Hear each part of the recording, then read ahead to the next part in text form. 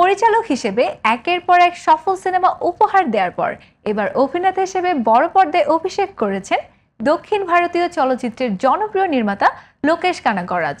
তার অভিনীত অভিষেক সিনেমা মুক্তির পরই বক্স অফিসে তৈরি হয়েছে ব্যাপক সাড়া। এই নিয়ে বিস্তারিত থাকছে আমাদের এবারের আয়োজনে। পরিচালক হিসেবে মাস্টার, বিক্রম, লিওর মতো আলোচিত সিনেমা নির্মাণ করে নিজের আলাদা অবস্থান তৈরি করেছেন লোকেশ কানাগরাজ। এবার ক্যামেরার পেছনের সেই পরিচিত মানুষটিকেই দেখা যাচ্ছে ক্যামেরার সামনে।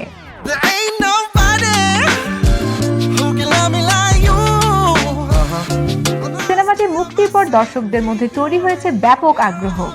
বিশেষ করে লোকেশ কানাগরাজের অভিনয় নিয়ে সামাজিক যোগাযোগ মাধ্যমেও চলছে আলোচনা। পরিচালনার পাশাপাশি অভিনয়ে তিনি কতটা সফল সেটি এখন আলোচনার অন্যতম বিষয়। মুক্তির পর সিনেমাটির বক্স অফিস পারফরম্যান্সও নজর কেড়েছে।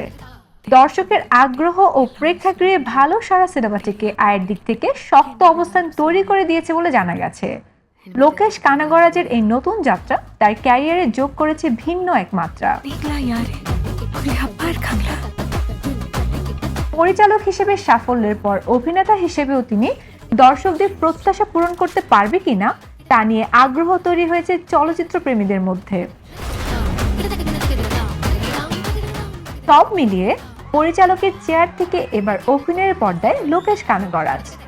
অভিষেকেই বক্স অফিসে সাড়া পাওয়ায় তার নতুন পরিচয় নিয়ে দক্ষিণী সিনেমার অঙ্গনে আলোচনা আরও জোরালো হয়েছে।